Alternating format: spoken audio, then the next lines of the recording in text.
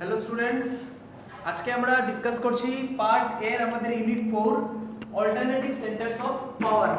Alternative centres of power part এর আমাদের unit 4। এই যে অল্টারনেটিভ সেন্টারস অফ পাওয়ার এই যে ইউনিটটা আমাদের আছে, এই ইউনিটটার ম্যাটার অফ ডিসকাশনটা হচ্ছে যে আমরা আগের যে ইউনিটগুলোতে আমরা যে ডিসকাশন করেছি সেই ডিসকাশনের মধ্যে আমরা পেয়েছি যে কোল্ড ওয়ার ছিল প্রথমে, কোল্ড ওয়ারের পর সেকেন্ড ইউনিটে আমরা দেখেছি যে ওয়ার্ল্ডটা বাইপোলার হয়ে গেছে। থার্ড ইউনিট যেটা আছে আমাদের পার্ট এর মধ্যে, সেই ইউনিটে আমরা দেখেছি যে ইউএস হেজেমনি ছিল। লাস্ট আমরা যেটা ডিসকাশন করেছি, লাস্ট যেটা পার্ট এর ডিসকাশন ছিল যে ইউএস হেজেমনি, অর্থাৎ এই ওয়ার্ল্ডের মধ্যে একটাই সুপার পাওয়ার ছিল, একটাই কান্ট্রি ছিল যেটা সব ধরনের দিকে পাওয়ারফুল ছিল, এবং এই পাওয়ারফুল কান্ট্রিটাই ছিল ইউএসএ। সেটা ছিল আমাদের থার্ড ইউনিট। ফোর্থ ইউনিট অর্থাৎ এই যে ইউনিটটা অল্টারনেটিভ সেন্টারস অফ পাওয়ার, এই ইউনিটের মধ্যে ডিসকাশনটা হচ্ছে যে ইউনাইটেড নেশন ছাড়া, ইউএস ছাড়া আর কি কোনো গ্রুপ বা কোনো কান্ট্রি আছে যে ইউএস এর অল্টারনেটিভ হিসাবে আসতে পারে। ওয়ার্ল্ডের মধ্যে বিভিন্ন ধরনের অর্গানাইজেশন আছে বা আরো অনেক দেশ আছে।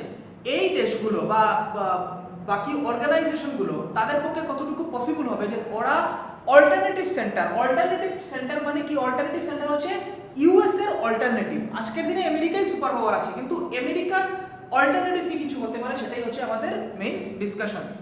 তো এই যে alternative centres of power, alternative centres of পাওয়ারের মধ্যে আমাদের প্রথম যে ব্যাপারটা আমরা ডিসকাস করব সেটা হচ্ছে আমাদের ইউরোপিয়ান ইউনিয়ন।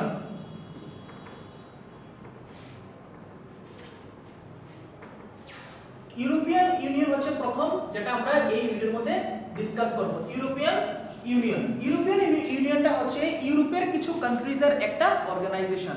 ইউরোপের যে ইউরোপ যে রিজিয়নটা, সেই রিজিয়নের কিছু কান্ট্রির একটা অর্গানাইজেশন, সেটাই হচ্ছে আমাদের ইউরোপিয়ান ইউনিয়ন। এই যে ইউরোপিয়ান ইউনিয়নটা কি ইউএস এর অল্টারনেটিভ হতে পারে কি না, কি কি ফ্যাক্টস আছে সেটা আমরা একটু ডিসকাস করছি। ইউরোপ যেটা ছিল, ইউরোপটা 1991 এর পর ইউরোপটা ফাইন্যান্সিয়ালি খুব বেশি সাফার করছিল। At that point of time European রিজিয়নটা, ওই রিজিয়নটা ফাইন্যান্সিয়ালি খুব বেশি সাফার করছিল, এবং ইউরোপটাকে ফাইন্যান্সিয়ালি রিভাইভ করার জন্য, ইকোনমিক্যালি রিভাইভ করার জন্য ওই সময় আমেরিকা ইউরোপিয়ান ইউনিয়নকে ফাইন্যান্সিয়াল সাপোর্ট করেছিল, যেটাকে আমরা জানি মার্শাল প্ল্যান হিসেবে। মার্শাল প্ল্যান লিখে দিচ্ছি, মার্শাল প্ল্যান। এই যে মার্শাল প্ল্যানটা কি ছিল? এই মার্শাল প্ল্যানটা ছিল যে আমেরিকা ইউরোপিয়ান রিজিয়নকে ফাইন্যান্সিয়ালি হেল্প যেটা করছিল, সেই ফাইন্যান্সিয়ালি হেল্প করার যে প্ল্যানটা আছে সেটাকে বলা হয় মার্শাল প্ল্যান। এখন এই যে মার্শাল প্ল্যান, এই মার্শাল প্ল্যানের মাধ্যমে ইউরোপিয়ান রিজিয়নের ইকোনমিক কিছুটা হলেও ডেভেলপমেন্ট হয়েছিল। পরবর্তীতে ইউরোপিয়ান যে কান্ট্রিজগুলো আছে, ইউরোপিয়ান কান্ট্রিজগুলো নিজেদের মধ্যে একটা কোঅপারেশন তৈরি করলো এবং নিজেদের ডেভেলপমেন্টের জন্য একটা অর্গানাইজেশন বানালো। সেই মানে একদম প্রথম ইন দ্য ইয়ার 1948 এর মধ্যে মানে ইউরোপিয়ান কান্ট্রিজরা একটা অর্গানাইজেশন বানালো, সেটা হচ্ছে অর্গানাইজেশন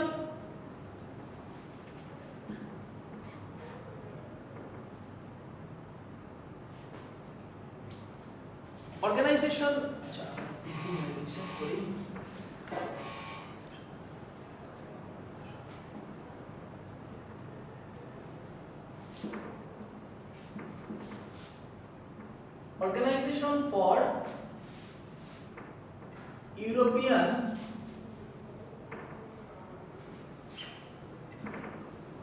Economic Cooperation, যেটাকে আমরা শর্ট ফর্মে বলি OECD।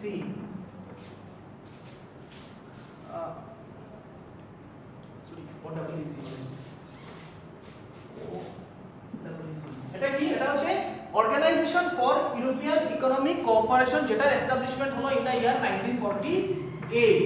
1948 এর মধ্যে OEC এর ফরমেশনটা ইউরোপিয়ান কান্ট্রিজটা করলো। এই অর্গানাইজেশনের মানে এই অর্গানাইজেশন হওয়ার মূল কাজটা কি ছিল? যাতে করে নিজেদের মধ্যে ইকোনমিক যে একটা ইন্টারাকশন করা, ইউরোপিয়ান কান্ট্রিজগুলোর মধ্যে একটা ইকোনমিক্যালি একটা ইন্টারাকশন তৈরি করা সো দ্যাট ইউরোপিয়ান কান্ট্রিজগুলো ডেভেলপ করতে পারে। কারণ আমি একটু আগেই বলেছি যে ইউরোপিয়ান কান্ট্রিজগুলো ফাইন্যান্সিয়ালি খুব বেশি প্রবলেমে ছিল, ইকোনমিক কন্ডিশনটা সেই রিজনের খুব ভালো ছিল না। তো ওই ওডব্লিউসির ফরমেশনটা হলো ইন দ্য ইয়ার 1948। এই 1948 এর মধ্যে ইউরোপিয়ান ইকোনমিক কমিউনিটির এস্টাবলিশমেন্ট হওয়ার পর 1949 এ কাউন্সিল অফ ইউরোপের গঠন হলো। Council of Europe in the year 1949 European কান্ট্রিজরা পরবর্তীতে 1949 এ কি করলো, 1949 এর তৈরি করলো কাউন্সিল অফ ইউরোপ। উদ্দেশ্যটা একটাই ছিল, সো দ্যাট কি হবে ইউরোপিয়ান পুরো রিজনের মধ্যে ইন্টারঅ্যাকশনটা, কমিউনিকেশনটা বিভিন্ন ক্ষেত্রে নিজেদের মধ্যে একটা কোঅপারেশনটা বাড়ানো যায়, সেটাই ছিল মূল উদ্দেশ্য। সেটা হচ্ছে 1949 এ কাউন্সিল অফ ইউরোপটা তৈরি করা হলো। এই কাউন্সিল অফ ইউরোপটাকে পরবর্তীতে in the year 1957 European economic community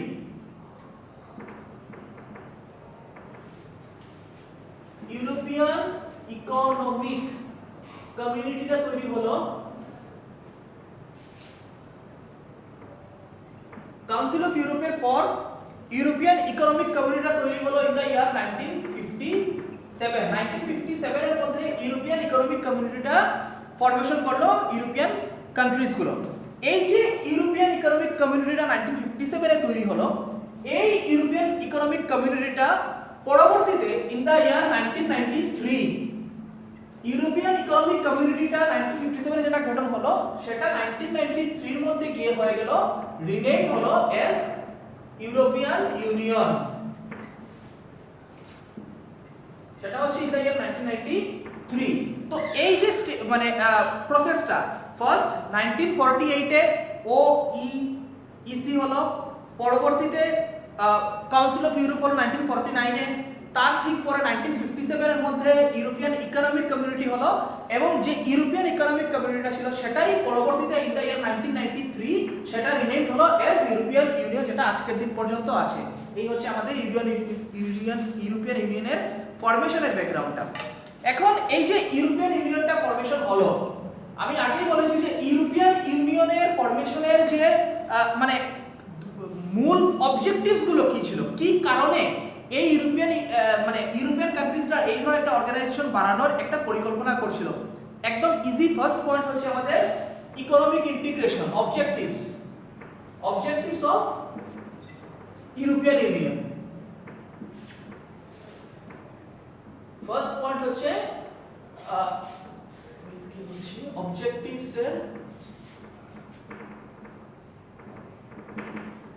এর ফার্স্ট অবজেক্টিভস হচ্ছে economic integration,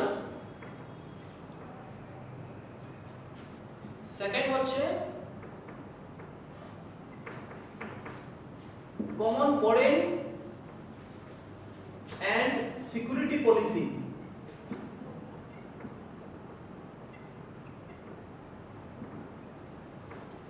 common foreign and security policy হচ্ছে second objective. And third objective আমরা ধরতে পারি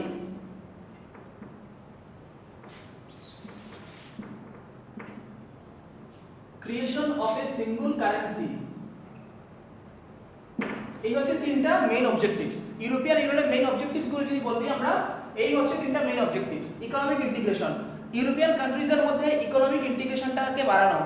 second, common foreign and security policy.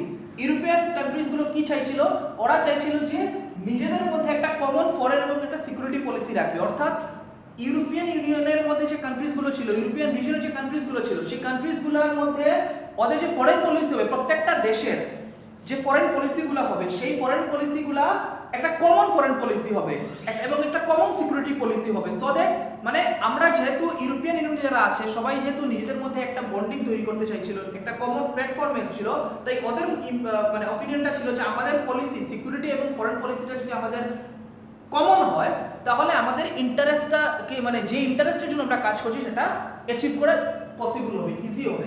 Third point আছে creation of a single currency.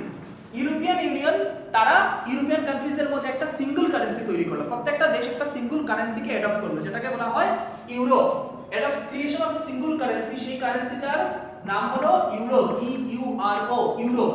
Euro হচ্ছে European ইউনিয়নের countries গুলোর একটা কমন কারেন্সি। তো এই তিনটা ছিল ইউরোপিয়ান ইউনিয়নের ফরমেশনের মেইন অবজেক্টিভস।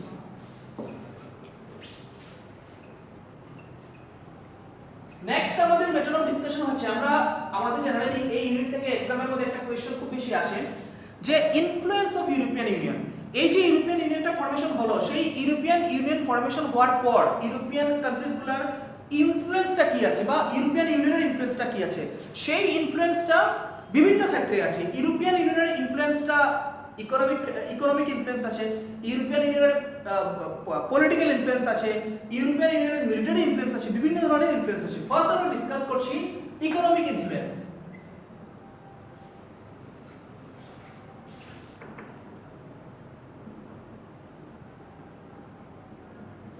ইউরোপিয়ান ইউনিয়নের economic influence.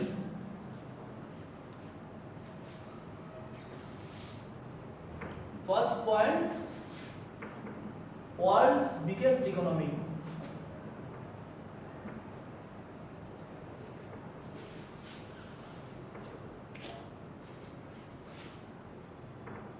GDP of 16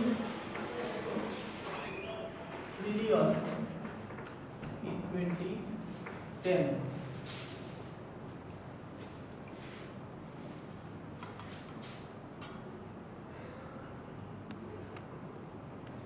Third point হচ্ছে world trade is 3 times larger than US. And number 4, its currency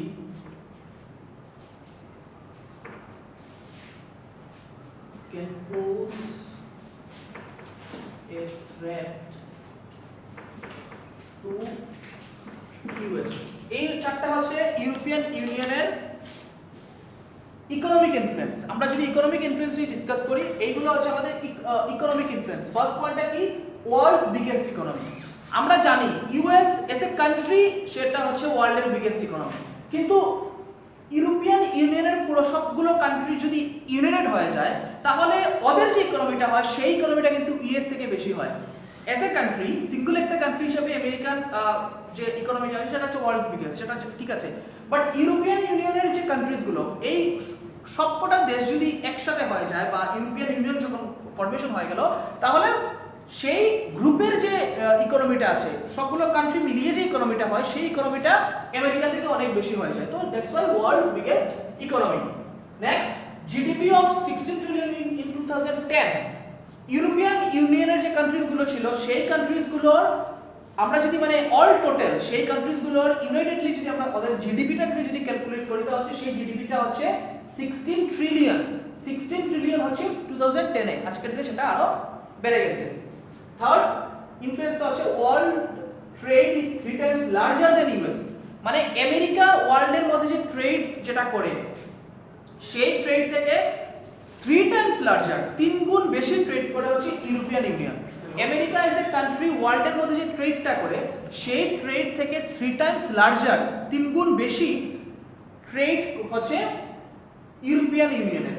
number 4, it's currency can pose A threat to US. It's currency মানে European ইউনিয়নের currency, আমি আগেই বলেছি নামটা হচ্ছে euro. European ইউনিয়নের যে currency that is euro. Euro কি করতে পারে?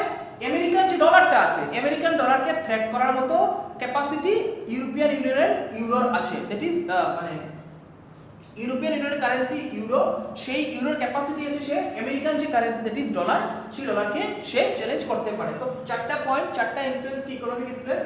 World's biggest economy, GDP of 16 trillion in 2010, world's trade is 3 times larger than US, and number 4, its currency euro can pose a threat to US dollar. এই চারটা হচ্ছে আমাদের economic influence of European union. Next আমরা যেটা discuss করব European ইউনিয়নের সেটা হচ্ছে political and diplomatic influence.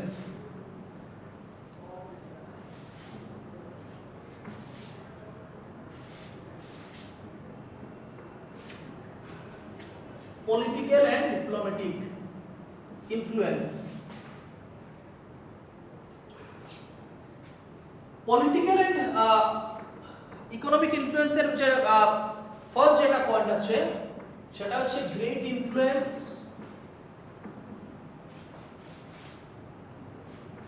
Over UN, that is United Nation. Second point, Britain and France.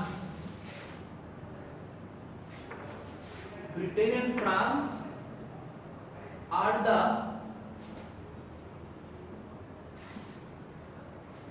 permanent members of Security Council.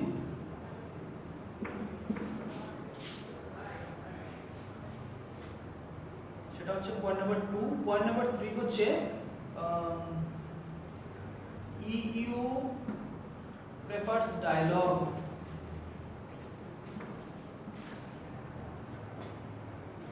over force। এই তিনটা হচ্ছে আমাদের পলিটিক্যাল বা ডিপ্লোম্যাটিক ইনফ্লুয়েন্স। ফার্স্ট যেটা পয়েন্ট আমরা পেয়েছি great influence over UN, that is United nation. European ইউনিয়নের যে কান্ট্রিজ গুলো আছে সেই কান্ট্রিজ গুলোর ইউনাইটেড নেশনের উপর একটা বিরাট একটা প্রভাব আছে, কারণ ইউরোপিয়ান ইউনিয়নের যে কান্ট্রিজ গুলো আছে সেই কান্ট্রিজ গুলো ফাইন্যান্সিয়ালি অনেক বেশি স্টেবল আজকের দিনে আছে, অনেক বেশি মানে পাওয়ারফুল আছে, অনেক বেশি স্টেবল আছে। তাই এই কান্ট্রিজ গুলোর একটা বিরাট একটা প্রভাব আছে ইউনাইটেড নেশন। তাই ইউনাইটেড নেশনের মধ্যে যে পলিসিগুলো হয়, ডিসিশন মেকিং গুলো হয়, এই পলিসি মেকিং এর মধ্যে ইউরোপিয়ান ইউনিয়ন কান্ট্রিজের গুলোর একটা বিরাট প্রভাব থাকে। Second, Britain and France are the permanent members of Security Council. European ইউনিয়নের দুটো কান্ট্রি হচ্ছে, একটা কান্ট্রি হচ্ছে ব্রিটেন, একটা কান্ট্রি হচ্ছে ফ্রান্স। এই দুটো কান্ট্রি আবার সিকিউরিটি কাউন্সিল যেটা আছে, ইউনাইটেড নেশন সিকিউরিটি কাউন্সিলের permanent member. United nation security কাউন্সিলের মধ্যে টোটাল আছে 5 জন permanent member, America, Britain, France, Russia and China. এই 5টা হচ্ছে আজকের দিনে সিকিউরিটি কাউন্সিলের 5টা পার্মানেন্ট মেম্বার। এই 5টা পার্মানেন্ট মেম্বারের মধ্যে দুটো মানে কান্ট্রি ব্রিটেন এন্ড ফ্রান্স ওরা হচ্ছে ইউরোপিয়ান ইউনিয়নের মেম্বার। তাই মানে এটা বোঝা খুব ইজি। একটু জিনিস আমরা যদি একটা জিনিস বুঝি যে সিকিউরিটি কাউন্সিলটা কি, সিকিউরিটি কাউন্সিলটা ইউনাইটেড নেশনের সবথেকে বড় বা সবথেকে পাওয়ারফুল মানে উইং। তো এত বেশি পাওয়ারফুল উইং এর মধ্যে 5 জন মেম্বারের মধ্যে 2 জন মেম্বার যদি ইউরোপিয়ান ইউনিয়ন থেকেই হয়, তাহলে এটা খুব ইজিলি বোঝা যায় যে ইউরোপিয়ান ইউনিয়নের সিকিউরিটি কাউন্সিলের ডিসিশন মেকিং এর মধ্যে ইউরোপিয়ান ইউনিয়নের একটা প্রভাবটা অনেক বেশি থাকে। তাছাড়া পার্মানেন্টের মধ্যে তো দুটো পার্মানেন্ট মেম্বার তো আছেই সিকিউরিটি কাউন্সিলের মধ্যে ইউরোপিয়ান ইউনিয়নের, নন পার্মানেন্ট মেম্বারস গুলো আছে সিকিউরিটি কাউন্সিলের যে নন পার্মানেন্ট যে কিছু মেম্বার আছে, সেই নন পার্মানেন্ট মেম্বারসের মধ্যেও অনেক নন পার্মানেন্ট মেম্বার আছে যারা হচ্ছে ইউরোপিয়ান ইউনিয়নের মেম্বার। অনেক মেম্বার কান্ট্রি, অনেক দেশ যারা ইউরোপিয়ান ইউনিয়নের মেম্বার, ওরা আবার আছে সিকিউরিটি কাউন্সিলের নন পার্মানেন্ট মেম্বার হিসেবে। তাই এই যে পার্মানেন্ট আর নন পার্মানেন্ট মেম্বাররা আছে সিকিউরিটি কাউন্সিলের, ওরা ইউরোপিয়ান ইউনিয়নকে আরেকটু শক্তিশালী করে দিচ্ছে। And lastly comes European Union prefers dialogue over force. European Union force use করতে মানে ইউরোপিয়ান ইউনিয়ন মানে অপিনিয়নটা আছে মানে কোনো সলিউশনটা যদি হতে হয়, কোনো একটা সমস্যার যদি সলিউশন হয়, সেই সলিউশনটা ফোর্সের মাধ্যমে সলিউশনটা করা পসিবল নয়। তাই ইউরোপিয়ান ইউনিয়ন কি করে, ইউরোপিয়ান ইউনিয়ন তারা প্রেফার করে ডায়ালগকে, আলোচনার মাধ্যমে সমস্যার সমাধান করাটা সম্ভবপর। এই ধরনের একটা ডিপ্লোমেসি ইউরোপিয়ান ইউনিয়নের থাকে।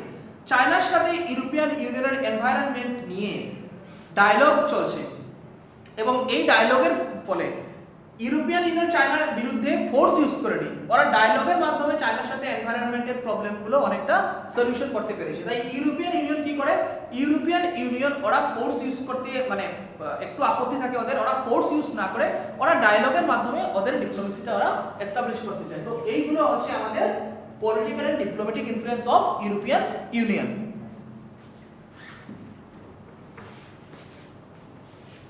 Lastly comes মানে তিনটা ইনফ্লুয়েন্সের মধ্যে লাস্ট যে ইনফ্লুয়েন্সটা আছে সেটা হচ্ছে আমাদের military influence.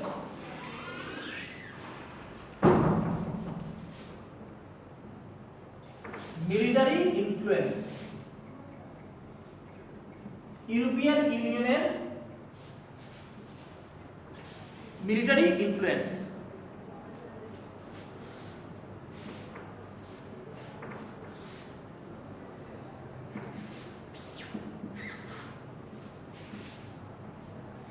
Point number 1, second largest in the world.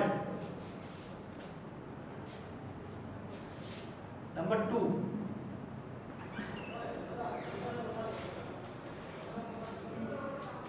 total spending on defense is after US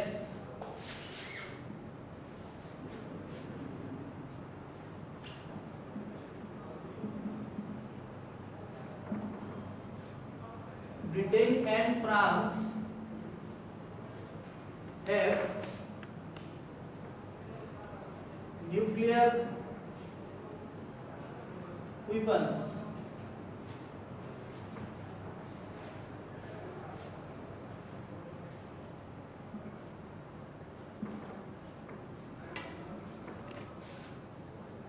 Second most important source of space and communication technology.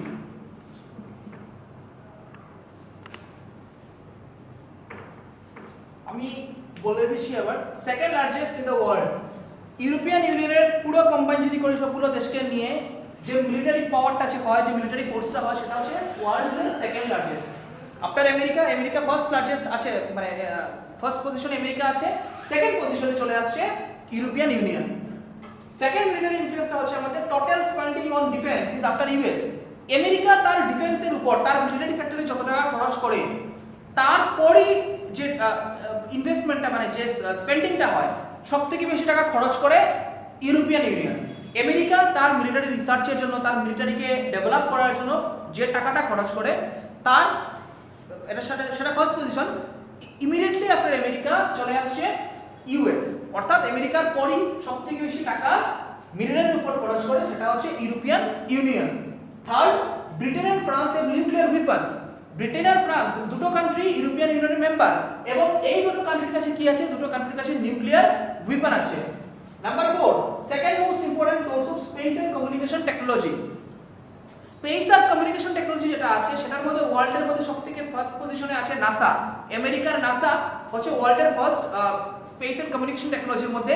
নাসার ঠিক পরেই চলে আসছে European union.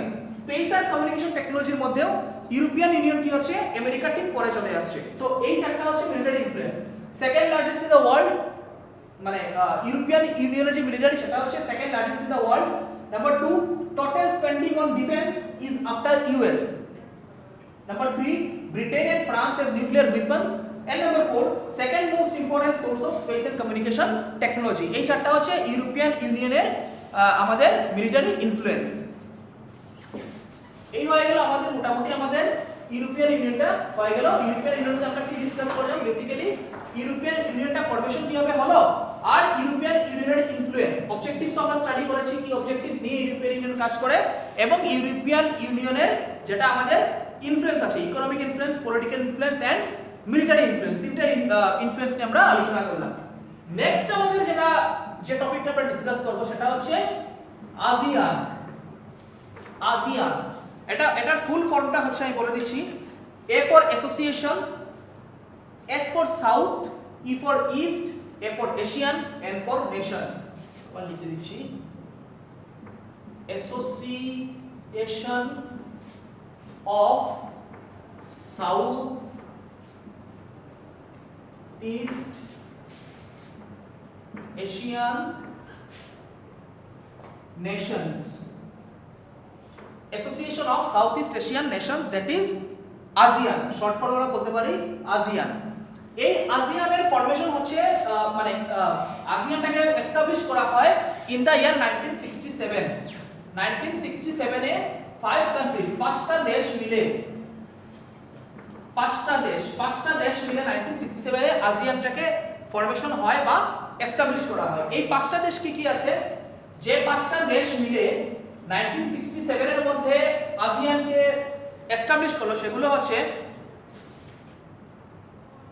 Indonesia, number 2 Malaysia, number 3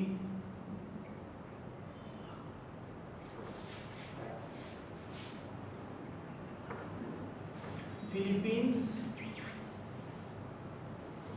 number 4 Singapore, number 5 Thailand.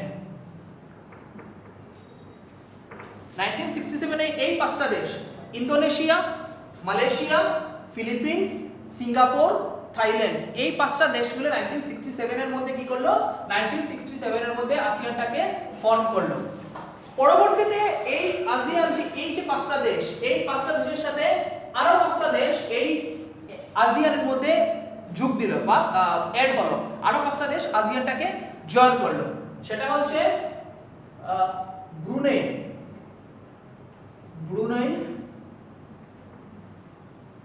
Darussalam,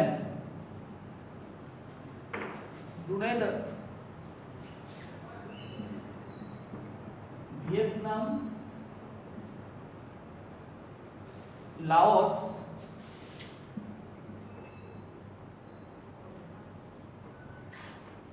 Myanmar.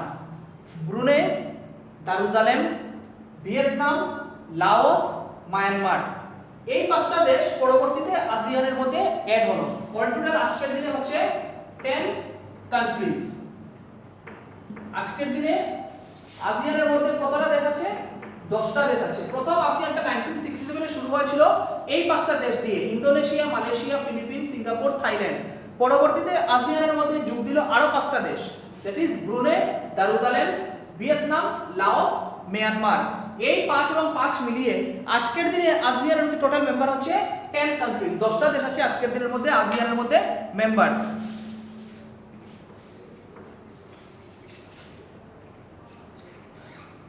আসিয়ানটা যে formation হলো, এই যে 10টা কান্ট্রি বা মানে 10টা কান্ট্রি আজকের দিনে আসিয়ানের মধ্যে আছে, আসিয়ানের অবজেক্টিভসটা কি? To speed up, number 1 objectives এর মধ্যে আছে to speed up economic growth. ASEAN কান্ট্রিজরা নিজেদের ইকোনমিটাকে গ্রোথ কিভাবে করতে পারে, and to promote regional peace. এই হচ্ছে দুটো অবজেক্টিভস, মেইন দুটো অবজেক্টিভ আসিয়ানের হচ্ছে। ফার্স্ট হচ্ছে to speed up economic growth.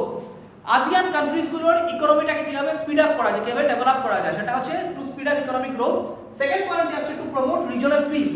ASEAN যে রিজিয়নটা আছে সেই রিজিয়নের মধ্যে যাতে কান্ট্রিজগুলোর মধ্যে যাতে একটা পিস থাকে, শান্তির পরিবেশ থাকে, সেটা হচ্ছে টু প্রমোট রিজিওনাল পিস। এই দুটো হচ্ছে আসিয়ানের অবজেক্টিভস।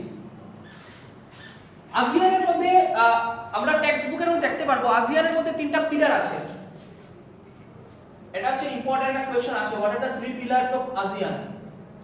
3 পিলার্স, আসিয়ানের মধ্যে 3টা পিলার্স আছে। এই যে এটা এস্টাবলিশ হয়েছে ইন দা ইয়ার 2003। 2003 এ এশিয়ান কান্ট্রিজ গুলো কি করেছে? এই 3টা পিলারের এস্টাবলিশ করেছে। এই পিলারস গুলো কি কি? এগুলো হচ্ছে ASEAN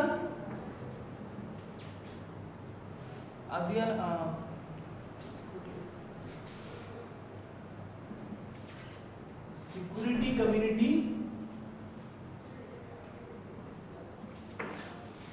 number 2 ASEAN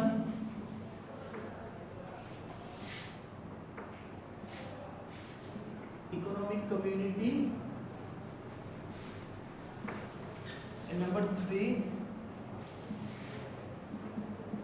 ASEAN socio-cultural community।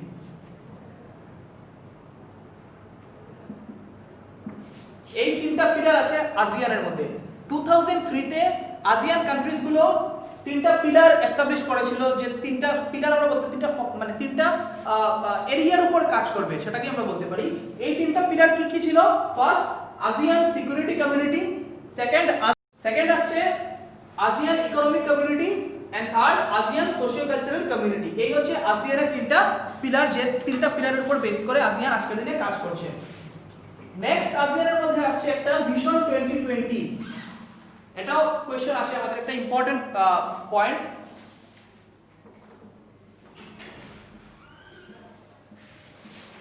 Vision 2020, এই যে ASEAN-এর যে ভিশন 2020, এটা আমি লিখে দিচ্ছি আগে।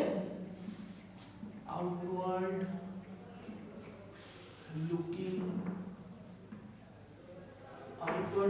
রোল,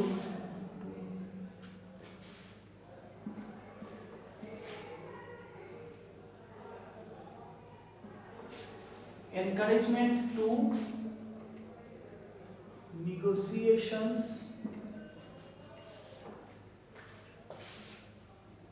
number 3,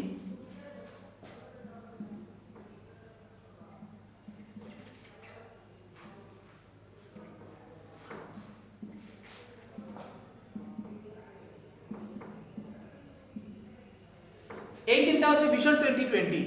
ASEAN-এর যে ভিশন 2020টা আছে, ASEAN-এর যে ভিশন 2020, এই ASEAN-এর ভিশন 2020-র তিনটা অবজেক্টিভস হচ্ছে কি কি? Number 1, outward looking role.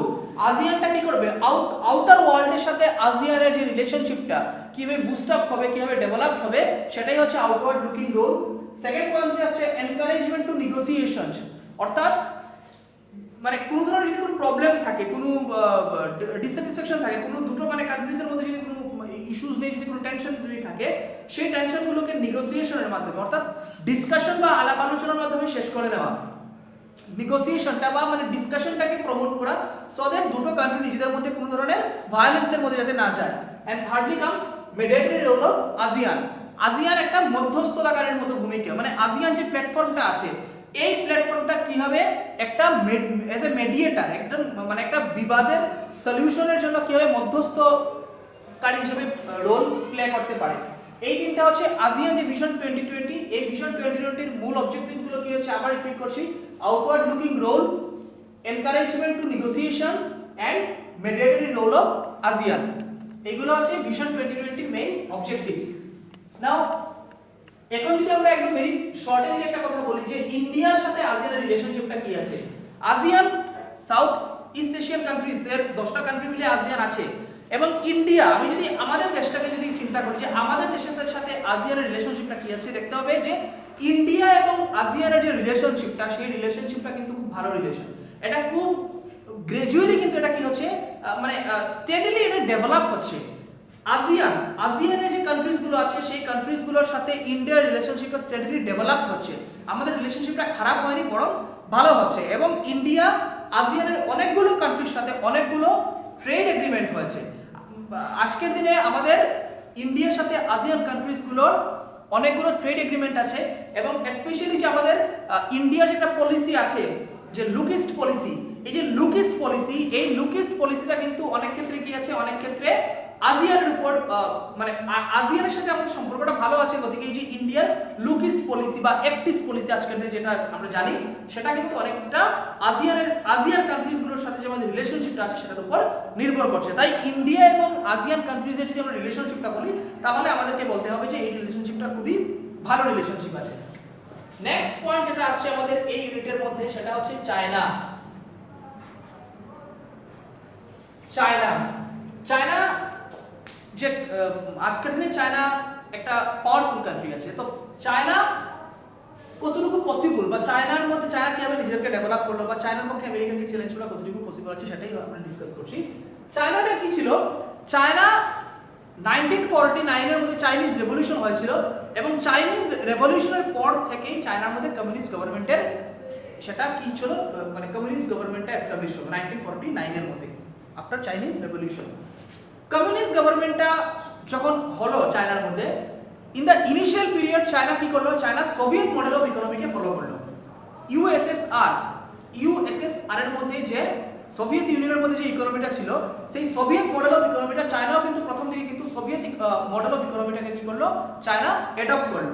কিন্তু after a certain period of time China realise যে সোভিয়েত মডেল অফ ইকোনমির ফলে চায়নার কিন্তু ডেভেলপমেন্ট হচ্ছিল না, বরং চায়না গ্র্যাজুয়ালি মানে তার যে মানে ইকোনমিটা ডিক্রিজ হচ্ছিল, সেটা ইনক্রিজ হওয়ার বদলে ডিক্রিজ হচ্ছিল। চায়নার মধ্যে অনেক ধরনের ইকোনমিক স্ট্যাগনেশন তৈরি হয়ে গেছিল।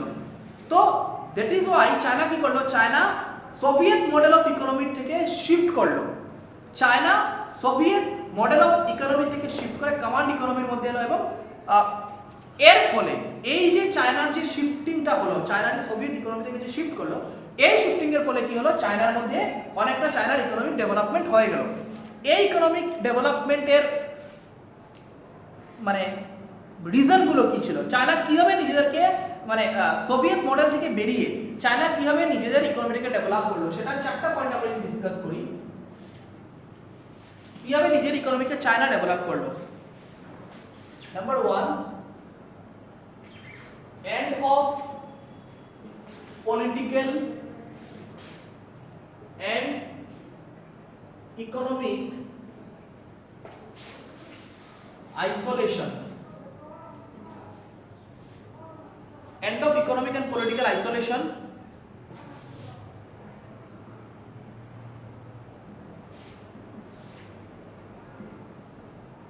second আসছে modernization of agriculture,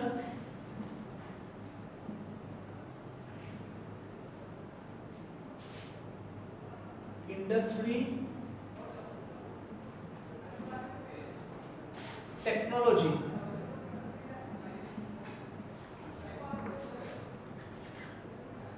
and military. Second আছে এটা, থার্ড হচ্ছে মার্কেট ইকোনমি।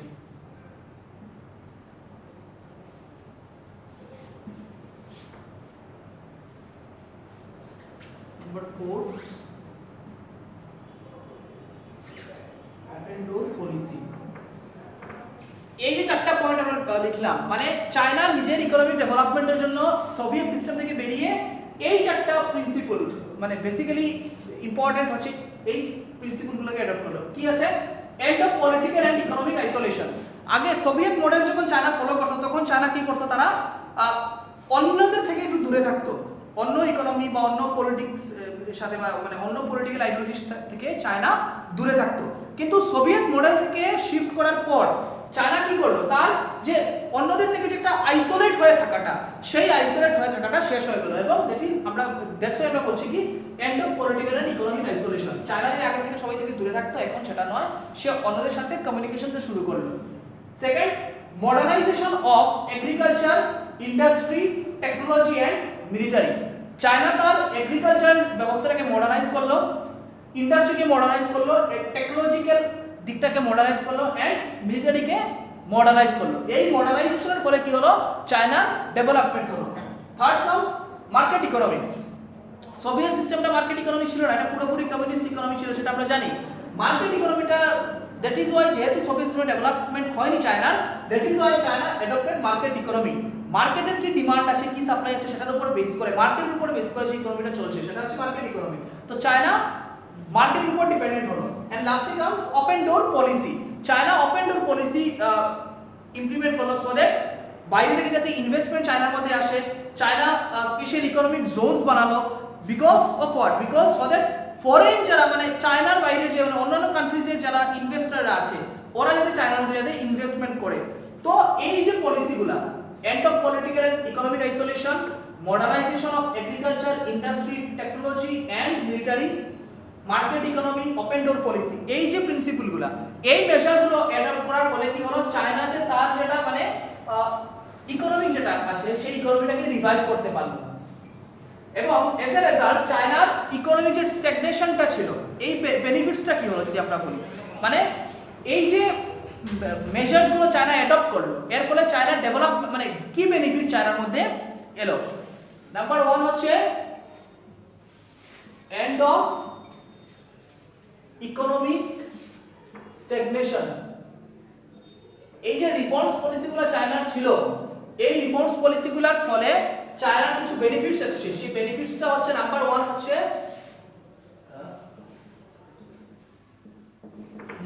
হচ্ছে end of economic stagnation, rise in agricultural production,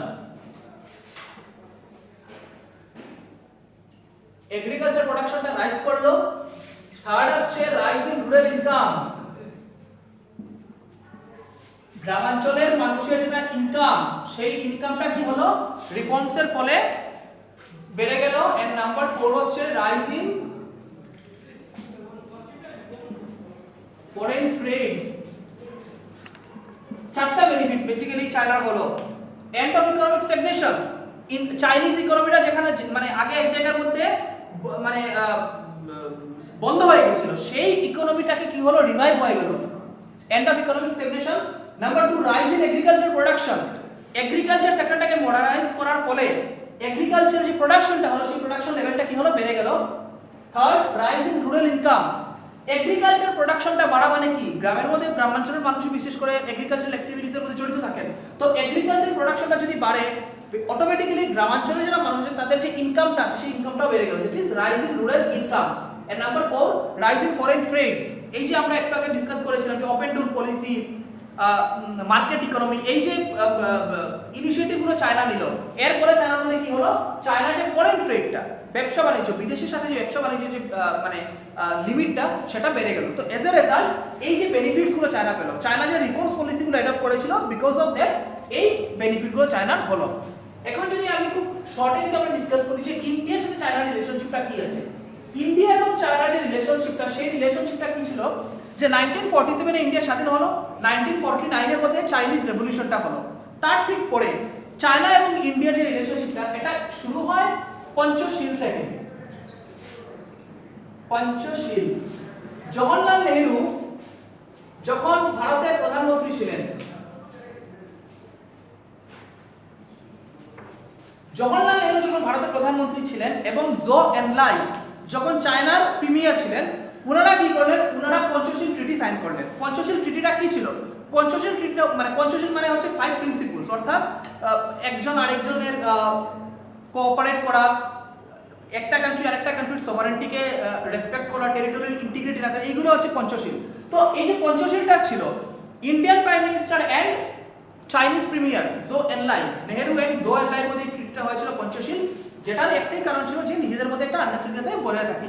কিন্তু পরবর্তী সময়ে কি হলো, পরবর্তীতে আমাদের মধ্যে যে এই যে পঞ্চশীলের যে আন্ডারস্ট্যান্ডিং বা কিছু এইগুলো কি হলো, এই আন্ডারস্ট্যান্ডিংটা আমাদের মধ্যে থাকলো না এবং দুটো কান্ট্রির মধ্যে বিভিন্ন ইস্যুস নিয়ে একটা টেনশন ক্রিয়েট হলো, ডিফারেন্স অফ অপিনিয়ন ছিল এবং এই যে ডিফারেন্স অফ অপিনিয়নটা ছিল, ডিফারেন্স অফ অপিনিয়নের ফলে এট লাস্ট ইন 1962 চায়না কি করলো, 1962 এর মধ্যে চায়না ইন্ডিয়াকে অ্যাটাক করলো। 1962 এর মধ্যে চায়না ইন্ডিয়াকে অ্যাটাক করলো, মানে চায়না অপিনিয়নটা ছিল বা চায়নার একটা দাবি ছিল যে লাদাখের কিছু জায়গা দ্যাট ইজ আকসাই চিন এরিয়াটা এবং অরুণাচল প্রদেশ, যেটাকে আগে নেফা বলা হতো, NEFA নেফা, এই রিজিয়নগুলো চায়নার, এটা চায়নার দাবি ছিল যে এই রিজিয়নগুলো চায়নারই অংশ, তাই এইগুলোকে চায়নাকে ফিরিয়ে দেওয়ার জন্য। এবং এজ ইউজুয়াল বা ইটস ভেরি ন্যাচারালি যে ইন্ডিয়া এই দাবিটাকে অপোজ করলো।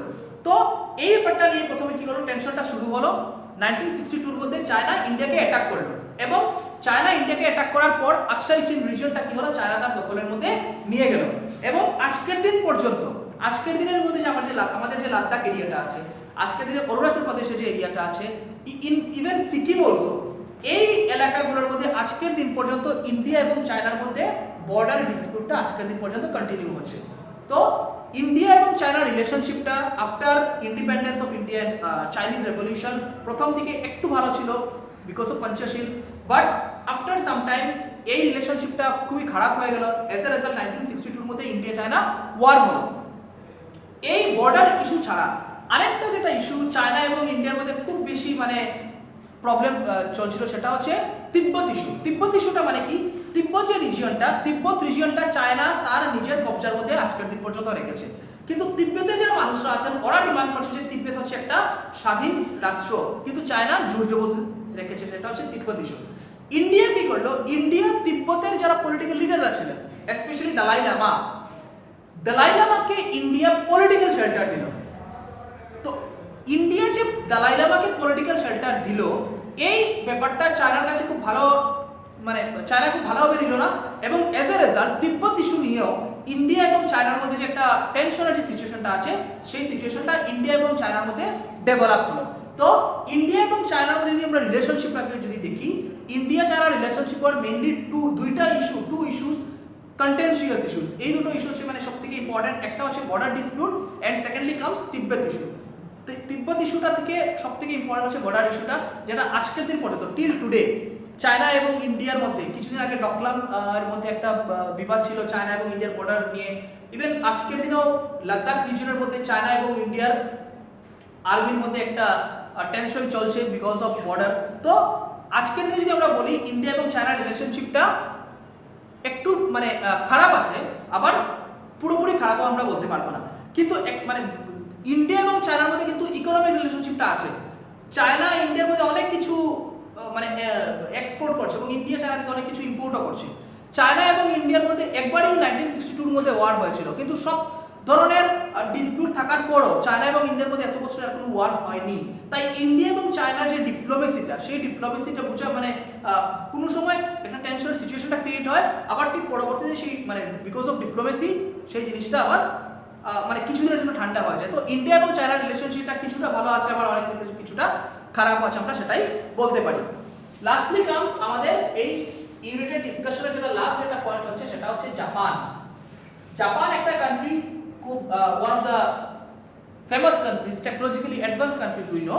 এবং এই যে জাপান, এই জাপান আজকের দিনে জাপানকেও ভাবা হয়েছে ওয়ার্ল্ডের মধ্যে জাপানও একটা অল্টারনেটিভ সেন্টার হিসেবে আসতে পারে, অল্টারনেটিভ সেন্টার অফ পাওয়ার হিসেবে জাপানও আজকের দিনে ডেভেলপ করতে পারে। রিজনগুলো কি কি আছে? জাপান রেপুটেড আছে বিকজ অফ ইটস টেকনোলজি। জাপানের যে টেকনোলজিটা আছে, সেই টেকনোলজির জন্য আজকের দিনে জাপান খুব বেশি রেপুটেড আছে। Number 2, only Asian member in G8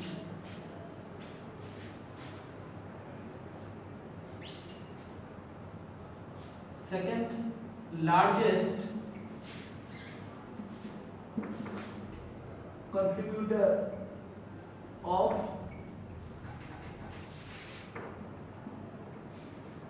UN budget, second largest contributor of UN budget, যেটা হচ্ছে 20%। আচ্ছা ঠিক আছে। তো এই যে আমাদের যে পয়েন্টস গুলো, জাপানকে কেন অল্টারনেটিভ পাওয়ার সেন্টার হিসেবে ধরা হচ্ছে? First, রেপুটেড for technology. জাপানের যে টেকনোলজিটা আছে, জাপানকে আজকের দিনের মধ্যে মানে পুরো ওয়ার্ল্ডের মধ্যে জাপানের একটা ইমেজ আছে, জাপান টেকনোলজিক্যালি খুব বেশি ডেভেলপ। বিভিন্ন কোম্পানিজ আমাদের মানে এই ওয়ার্ল্ডের মধ্যে বিভিন্ন কোম্পানিজ আছে, বিশেষ করে ইলেকট্রনিক কোম্পানিজগুলো যারা জাপানিজ কোম্পানি, এবং এজ এ রেজাল্ট জাপানের পুরো ওয়ার্ল্ডের মধ্যে একটা টেকনোলজিক্যাল দিক দিয়ে একটা প্রভাব আছে।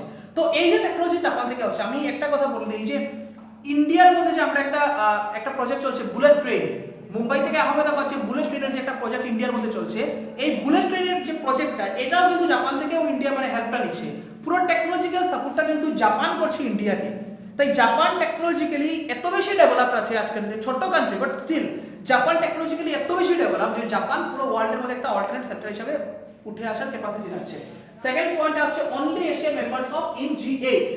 G8 টা মানে কি? G8 হচ্ছে গ্রুপ অফ 8, মানে ওয়ার্ল্ডের টপ যে পাওয়ারফুল কান্ট্রিজ গুলো আছে, টপ পাওয়ারফুল কান্ট্রিজ এর একটা অ্যাসোসিয়েশন হচ্ছে G8। তো জাপান এশিয়ান রিজিয়ন, আমাদের যে এশিয়ার মধ্যে একমাত্র জাপানই হচ্ছে একমাত্র কান্ট্রি যেটা G8 এর মেম্বার আছে। G8 টা হচ্ছে ওয়ার্ল্ডের টপ মোস্ট পাওয়ারফুল কান্ট্রিজ এর 8টা কান্ট্রির একটা গ্রুপ 8। সেই 8টা পাওয়ারফুল কান্ট্রির মধ্যে জাপান হচ্ছে একমাত্র এশিয়া মেম্বারস, যা আর কোনো এশিয়ার আর কোনো কান্ট্রিজ নেই যেটা G8 এর মেম্বার আছে। And next comes second largest contributor of UN budget. United নেশনের যে বাজেটটা থাকে, ইয়ারলি বাজেটটা থাকে, সেই বাজেটের মধ্যে আমেরিকার পর সবথেকে বেশি টাকা যদি কেউ কন্ট্রিবিউট করে থাকে তাহলে সেটা হচ্ছে জাপান। তো এই যে ইস্যুসগুলো, টেকনোলজি, জাপানের টেকনোলজি, G8 এর মধ্যে জাপানের রোল, এন্ড বাজেট, ইউনাইটেড নেশনের যে বাজেটটা আছে সেই বাজেট, এইগুলো রিজনের জন্য আমরা বলতে পারি যে জাপান এই কারণগুলোর জন্য একটা অল্টারনেটিভ পাওয়ার সেক্টর হিসেবে আসতে পারে। এবং আরো মানে সবথেকে ভালো একটা মানে কথা হচ্ছে যে ইন্ডিয়া এবং জাপান এইগুলো দিক থেকে অ্যাডভান্স, এবং ইন্ডিয়ার সাথে জাপানের রিলেশনশিপটা, সেই রিলেশনশিপটা আজকের দিনে খুব ভালো অবস্থার মধ্যে আছে।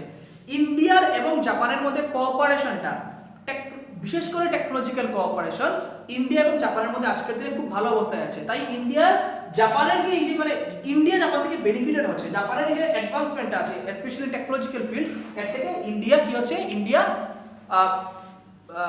ইন্ডিয়ার অনেকটা বেনিফিট হচ্ছে। তো এই যে টপিকগুলো ছিল এইগুলোই হচ্ছে আমাদের ডিসকাশন, যে ওয়ার্ল্ডের মধ্যে মানে ইউনাইটেড নেশন ছাড়া বাকি কোন কোন অর্গানাইজেশন ইউনাইটেড নেশনের অল্টারনেটিভ হিসাবে আসতে পারে, সেটাই ছিল আমাদের এই ইউনিটের ডিসকাশনের মূল বিষয়।